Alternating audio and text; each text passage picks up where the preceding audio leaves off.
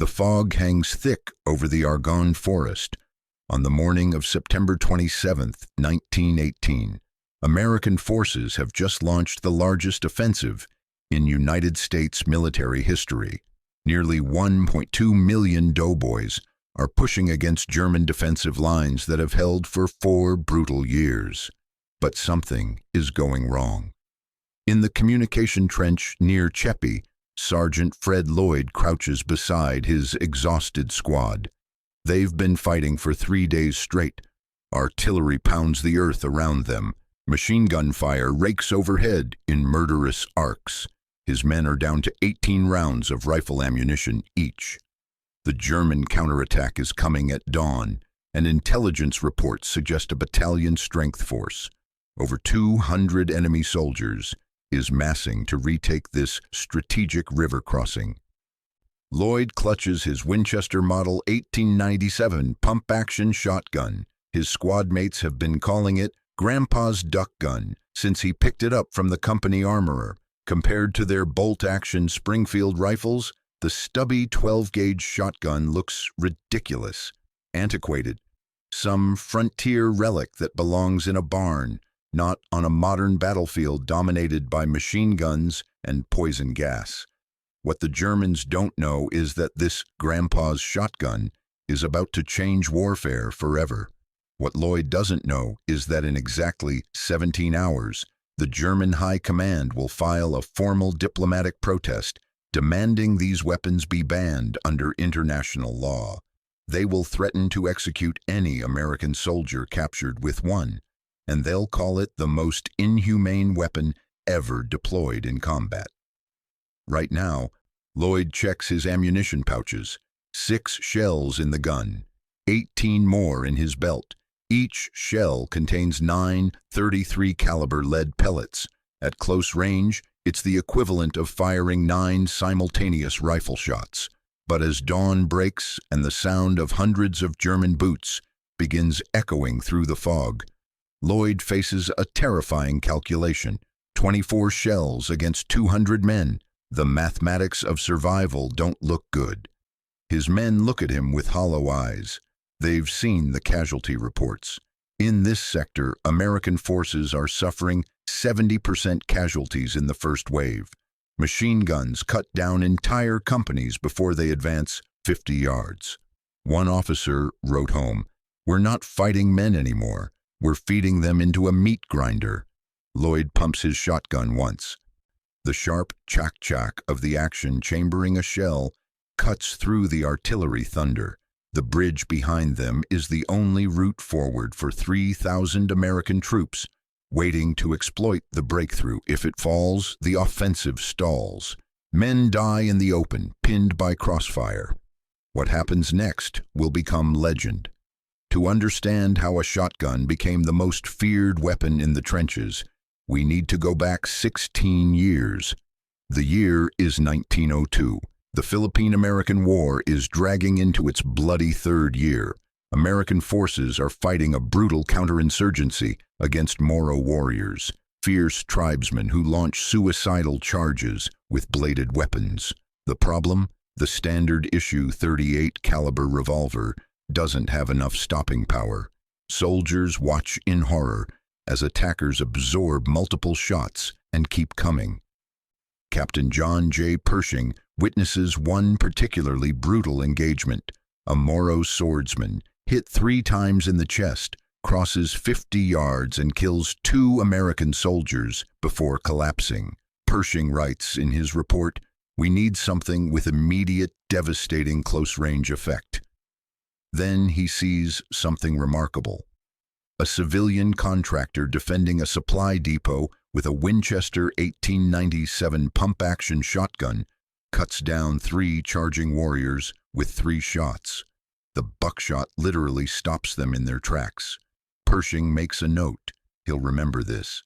Fast forward to 1917. Now, General Pershing commands the American Expeditionary Forces preparing to deploy to France. The reports from the Western Front are nightmarish. Trench warfare has devolved into close-quarters horror.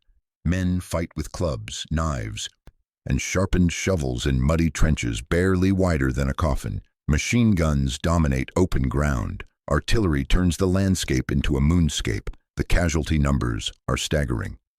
At the Battle of the Somme in 1916, British forces suffered 57,570 casualties on the first day alone. The French lost 27,000 men in a single afternoon at Verdun. By 1918, European armies have bled white. They've lost an entire generation trying to crack defensive positions that favor the defender at a rate of 10-1. Every nation has tried to solve the trench warfare problem. The Germans deploy flamethrowers and poison gas. The British invent tanks. The French perfect the creeping barrage. Nothing works. The trenches swallow armies whole and give nothing back but corpses. The experts all agree. Modern warfare requires modern weapons. Artillery, machine guns, rifles with 1,000-yard range. Some general staff officers propose medieval pikes would be more effective in trenches than rifles. The consensus is clear. There's no room for old-fashioned weapons in this industrial-scale slaughter. But Pershing remembers the Philippines. He remembers what close-range buckshot can do. He makes a controversial request to the U.S. Ordnance Department: send shotguns. The reaction is immediate and hostile. One colonel writes, "Shotguns are sporting weapons, not military arms. This is a ridiculous waste of resources." Another memo circulates calling the idea dangerously anachronistic. The Ordnance Department nearly rejects the request entirely. The stakes couldn't be higher. American forces are arriving at a rate of 10,000 men per day by mid-1918. But they're green troops facing the most experienced, battle-hardened army in the world. German stormtroopers have perfected infiltration tactics that can overrun positions in minutes. Their machine gunners are brutally efficient. American casualties in early engagements are catastrophic. Some units lose 50% strength in the first contact. The British and French allies are polite but skeptical about American combat effectiveness. One British general quips, "The Yanks are brave, but enthusiasm doesn't stop bullets." If American forces can't crack the German defensive lines, the war will drag into 1919, 1920, maybe longer. The Allies are running out of men. France has conscripted boys as young as 15. Britain is scraping the bottom of the manpower barrel. The German spring offensive nearly won the war in March 1918. Everything depends on the American breakthrough. And Pershing is betting part of that breakthrough on a weapon that looks like it belongs in a duck blind, not on the most modern mechanized battlefield in human history. The experts think he's lost his mind. They're about to be proven catastrophically wrong. Fred Lloyd isn't supposed to be here. Born in Iowa in 1894, he's the son of a railroad worker. He has an 8th-grade education. Before the war, he worked as a farmhand and part-time hunting guide. He's never been more than 50 miles from his hometown. He has 0 credentials that would qualify him for military leadership. No college education, no family military tradition, just a farm kid who could shoot. When he enlists in January 1918, he tells the recruiter he's pretty good with a shotgun. The recruiter barely looks up. "Son, we're sending you to fight Germans, not hunt ducks." Lloyd ships to France in June 1918 with the 26th Infantry Regiment. The veterans immediately mark him as green. He doesn't know how to properly clean his rifle. He gets lost in the trench system. During his first artillery barrage, he freezes up completely. One sergeant tells him bluntly, "Boys like you last about 3 days over the top." But Lloyd notices something the veterans have stopped seeing. The trenches are tight, claustrophobic spaces. The distances in trench raids measure in yards, not hundreds of yards. When German stormtroopers attack, they come fast and close. By the time you work the bolt on a Springfield rifle between shots, they've closed the distance. He watches a trench raid go bad in August. German soldiers swarm into the American line. The defenders fire once, twice, then resort to bayonets and hand-to-hand fighting. 12 Americans die in brutal close combat. 12 men who couldn't reload fast enough. Lloyd thinks, this isn't rifle fighting, this is shotgun range. He approaches his company commander, Captain James Morrison, with an unusual request. "Sir, I'd like to draw a trench gun from the armory." Morrison looks at him like he's insane. "Lloyd, you understand we're fighting the German army, not hunting rabbits?" "Yes, sir, but I think—" "That's your problem, Private, you think. Let me give you some free advice. Your job is to follow orders, not think." Lloyd won't let it go. "Sir, with respect, in the trenches we're fighting at 30 yards or less. A Springfield rifle fires 1 round and you work the bolt. A trench gun fires 6 rounds as fast as you can pump. That's 6 times the firepower." Morrison is about to dismiss him when a crusty first sergeant speaks up. "Captain, the kid's not wrong about the math. We lost good men last week because they couldn't reload fast enough." Morrison stares at Lloyd for a long moment. This farm kid with mud on his uniform and no combat decorations has just challenged the way the entire army fights. Finally, Morrison nods. "Fine, take one of the Winchester shotguns. But Lloyd, first time you freeze up or that thing jams, I'm taking it away and you're back on rifle duty." Lloyd signs for a Winchester Model 1897 on September 14, 1918. The armorer tells him, "You're the 5th man to request one of these. The other 4 are all dead." Lloyd takes the shotgun anyway. What he doesn't know is that he's just picked up a weapon that will literally terrify the German army into demanding it be outlawed as a war crime. The Winchester Model 1897 looks deceptively simple. It's just a pump-action shotgun, the kind American farmers have been using for deer hunting for 20 years. But the military version has modifications that transform it into something else entirely. First, the barrel is cut to 20 inches, short enough to maneuver in the tight confines of a trench. Second, a perforated metal heat shield covers the barrel. Why? Because when you fire a shotgun repeatedly in combat, the barrel gets scorching hot. Third, there's a bayonet lug. You can fix a 17-inch knife to the front. But the real secret, the feature that will make this weapon legendary, is something most soldiers don't even know about. The Model 1897 has no trigger disconnector. In a normal shotgun, you must release the trigger after each shot before you can fire again. But in the 1897, if you hold the trigger down and just pump the action, it fires automatically. It's called slam fire. A trained shooter can empty all 6 shells in under 2 seconds. That's 6 blasts of 9 buckshot pellets each. 54 projectiles in 2 seconds. At close range, it's like facing a machine gun loaded with 33 caliber bullets. Lloyd discovers slam fire by accident. During a practice session in a rear area trench, he holds the trigger down while pumping. Bam, bam, bam, bam. 4 rounds go off in a blur. The other soldiers stare in shock. One of them mutters, "Jesus Christ," but there's a problem. The gun violently overheats. After 10 rounds, Lloyd can't touch the barrel, even through heavy gloves. The military's solution? That perforated heat shield. It allows air circulation while protecting the shooter's hand. Lloyd practices obsessively. He drills the reloading sequence until he can do it in complete darkness. 6 shells in the magazine tube. When the gun runs dry, thumb 6 more shells in one at a time while moving, while diving for cover, while someone is shooting at you. He experiments with different types of shells.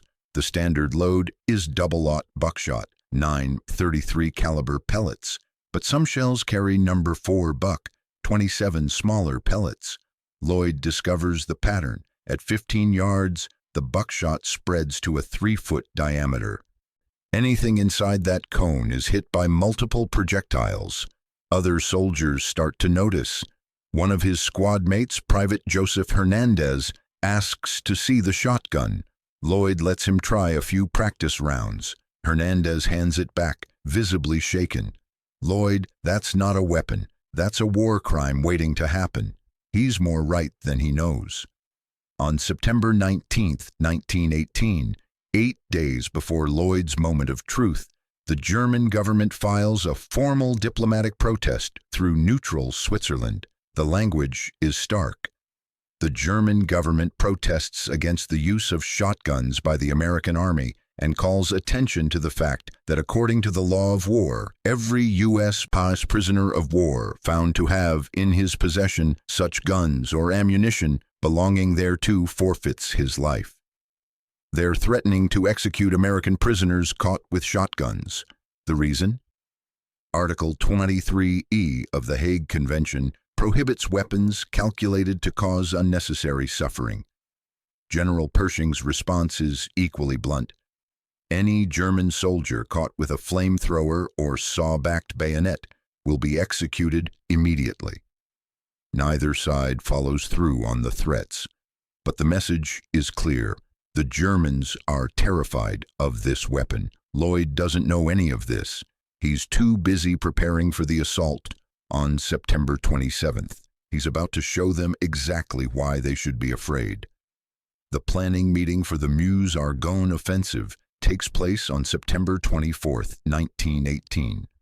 General Pershing's staff gathers in a farmhouse 12 miles behind the lines. The room is crowded with colonels and majors, all West Point graduates, all experienced officers.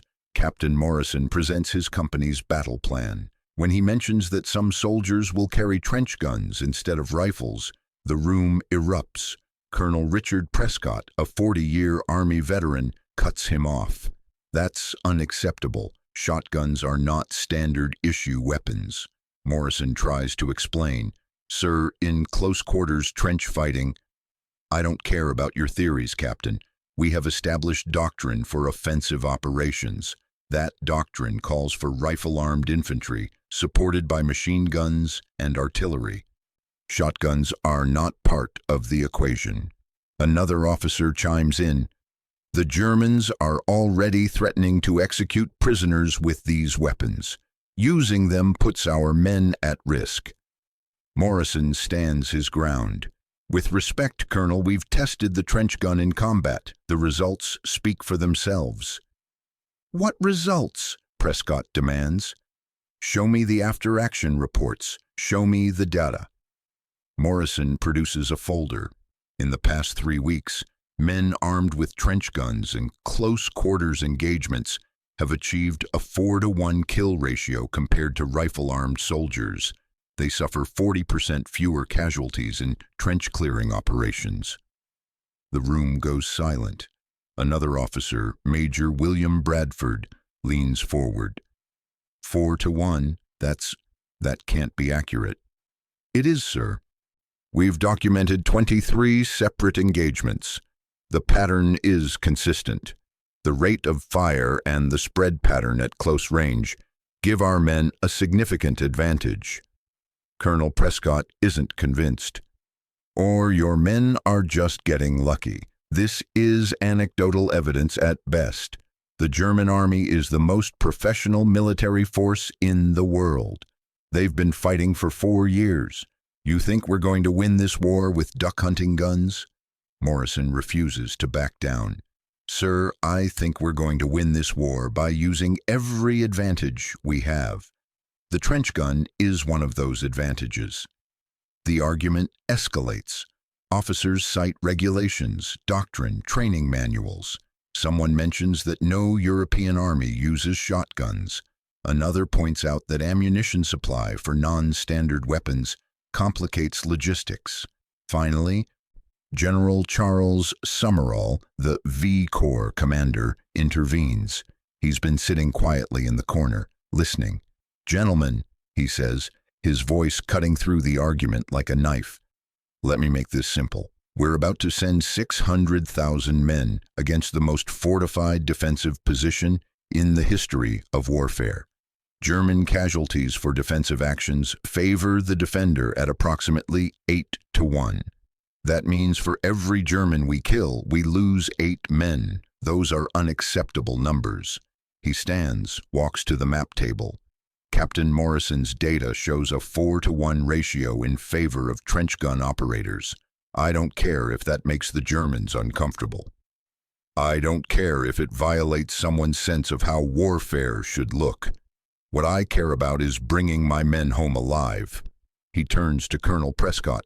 Dick, I respect your experience, but this isn't 1898. This isn't even 1914. Warfare has changed. We need to change with it. Then he looks at Morrison. Captain, how many trench guns can you field? We have 12 in the company armory, sir. That's not enough. I want 50 distributed to your battalion.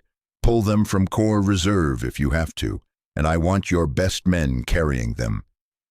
Yes, sir. Summerall addresses the room. Let me be crystal clear. Any officer who interferes with the distribution or use of trench guns will answer to me personally. We're trying to win a war, not a debate about military tradition. Are we understood? A chorus of "Yes, sir" echoes around the room. After the meeting breaks up, Morrison finds Sergeant Lloyd in the company area. Lloyd, the general just authorized expanded use of the trench gun. I need you to train 11 more men in the next 48 hours. Lloyd nods. I can do that, sir, but I have a request. What is it? When we hit the German lines, I want to be the first man through the breach. Morrison studies him carefully. This kid who showed up 6 months ago looking like he'd never held a rifle, who the veterans said wouldn't last 3 days, who requested a weapon everyone thought was ridiculous. Lloyd, you understand what you're volunteering for. First man through takes the highest casualties.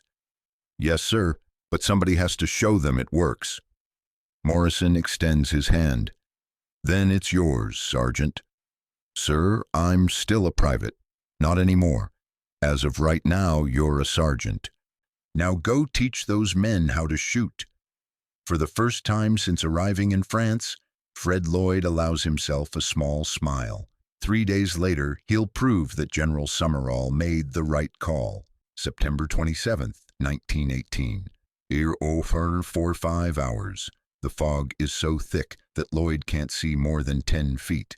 That's actually good. It means the German machine gunners can't see either. His company has punched through the first German trench line. Now they're holding a stone bridge over a small stream. Behind them, 3 battalions wait for the signal to exploit the breakthrough. The bridge is the only crossing point for miles. German engineers collapsed the others during the retreat. Then a runner from battalion arrives with bad news. German counterattack forming up. Estimated strength 2 companies, maybe more. They're going to try to retake the bridge. Captain Morrison makes the tactical calculation. If he pulls everyone back to defend the bridge, they lose the forward positions.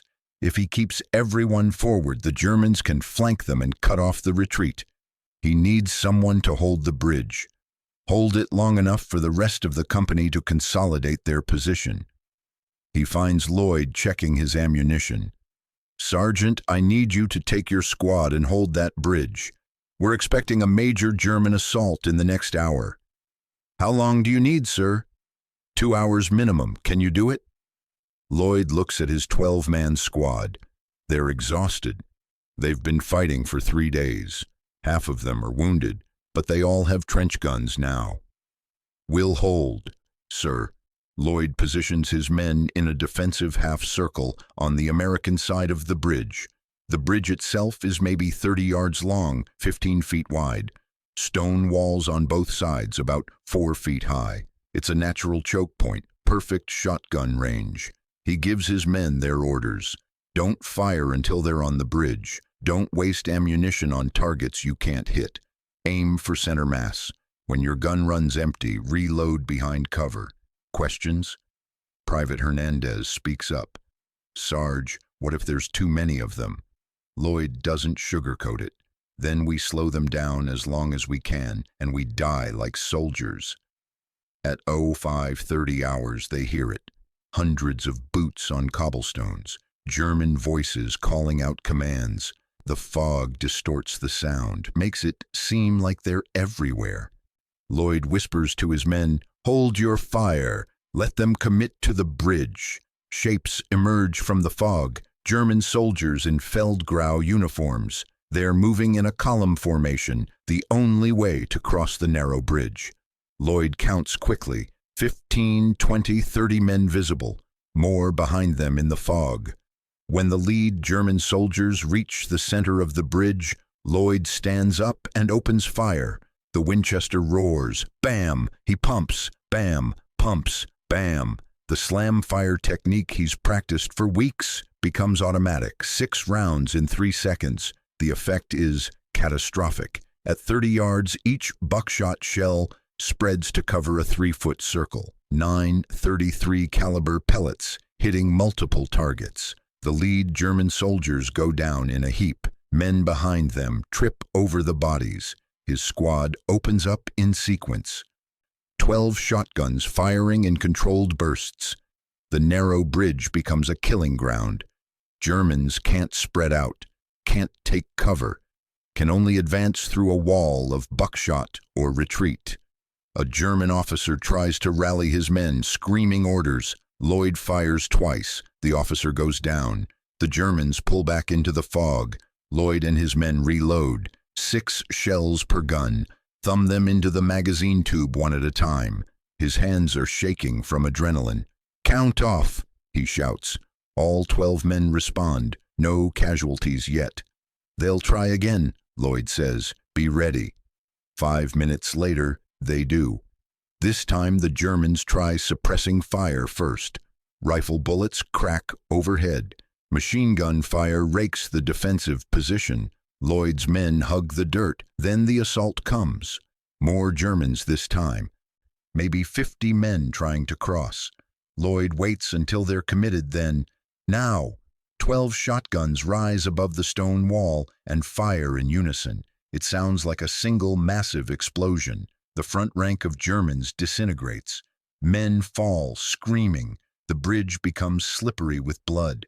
The Germans retreat again. Third assault comes at 06:15 hours. They're trying a new tactic, throwing grenades first, then charging through the smoke. Lloyd watches 4 German stick grenades arc through the fog and land behind their position.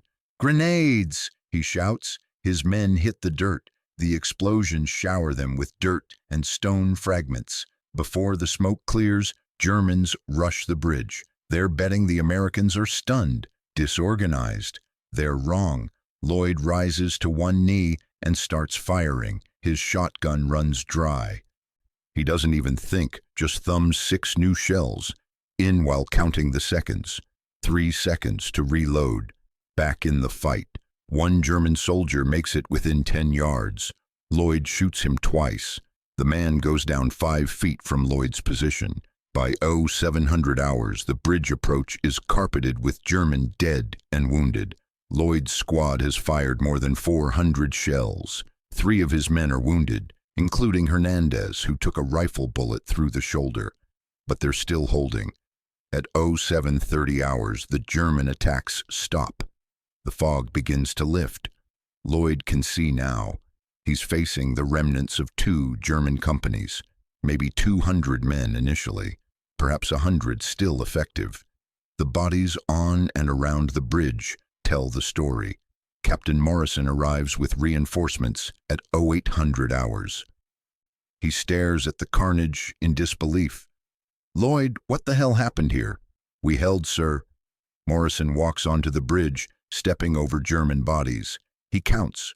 47 dead on the bridge alone. More in the approaches. "Sergeant, did you do this with just 12 men?" "Yes, sir. The trench guns worked." Later that day, Morrison files his after-action report. He estimates Lloyd's squad killed or wounded between 80 and 90 German soldiers. They did it with 0 friendly KIA and only 3 wounded. The kill ratio? Approximately 7-1 in favor of the defenders. The report reaches General Summerall that evening. He reads it twice, then says to his aide, "Make sure this gets to Pershing. He needs to see what his shotguns can do." 3 weeks later, the war ends. But Fred Lloyd's fight at the bridge doesn't end there. The story spreads through the American Expeditionary Forces like wildfire. Other units request trench guns. The Germans, already reeling from the collapse of their defensive lines, file additional protests. Their soldiers begin surrendering rather than face American troops armed with shotguns. A captured German soldier interrogated in October 1918 tells his captors, "We were not afraid of your rifles. We were not afraid of your machine guns. But those damned shotguns, you cannot fight against that. It is like facing the devil himself." The mathematics of survival had shifted, and Fred Lloyd, the farm kid with an 8th-grade education who didn't know anything about warfare, had just helped prove that sometimes the old ways are the best ways. The Meuse-Argonne Offensive ends on November 11, 1918. The armistice is signed. The Great War is over.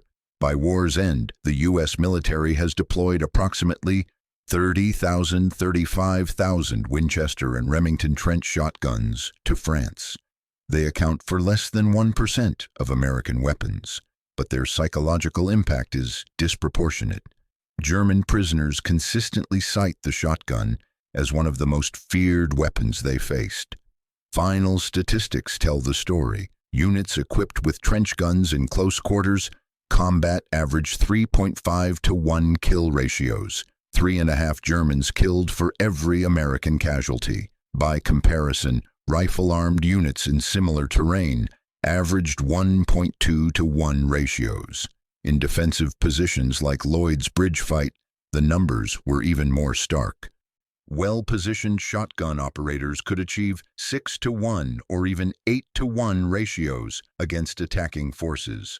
Fred Lloyd returns home to Iowa in February 1919. He receives the Distinguished Service Cross for his actions, America's second-highest Valor Award. The ceremony is brief. Lloyd says only, "I did what needed doing." He never speaks publicly about the war, never writes a memoir, never cashes in on his fame. When reporters ask about the bridge, he deflects. "A lot of good men fought that day. I just happened to be the one holding the gun." In 1924, a veteran from his company tracks him down. The man, whose name we don't know, writes Lloyd a simple letter. "Because of you, we came home. My children have a father because you held that bridge. I wanted you to know that." Lloyd keeps the letter but tells no one about it. The Winchester Model 1897 continues in U.S. military service for 8 more decades. American Marines carry them in World War II during Pacific Island fighting. They clear Japanese bunkers in Iwo Jima and Okinawa. U.S. troops use them in Korea, Vietnam, and even the First Gulf War. The last military Model 1897s aren't retired until 1999, 81 years after the armistice. Modern combat shotguns, the Mossberg 590, the Remington 870, the Benelli M4, are all descendants of Lloyd's grandpa's duck gun. U.S. Special Operations Forces use breaching shotguns to blow door hinges. U.S. Marines teach shotgun tactics at Camp Lejeune. The weapon Lloyd's superiors called ridiculous is now standard equipment. In 2018, the German government, now a NATO ally, formally acknowledged the historical controversy around trench shotguns. A German Defense Ministry spokesperson said, "The diplomatic protest of 1918 reflected the terror and desperation of that war. The shotgun was effective because it fundamentally changed the dynamics of trench combat." Fred Lloyd dies in 1967 at age 73. His obituary in the local Iowa newspaper is 4 paragraphs long. It mentions he was a veteran. It doesn't mention the bridge. At his funeral, 6 elderly men show up wearing their old Army uniforms. They're members of his original squad. They've come from across the country. One of them tells Lloyd's son, "Your father saved all of us that day. He taught us that sometimes the old ways, the simple ways, are the right ways. The moral lesson isn't complicated. Sometimes the experts are wrong. Sometimes courage and innovation matter more than credentials and tradition. Sometimes a farm kid with a shotgun can change the course of history, and sometimes when everyone tells you something can't be done, the correct response is to prove them wrong. Rest in peace, Sergeant Fred Lloyd. Your bridge held,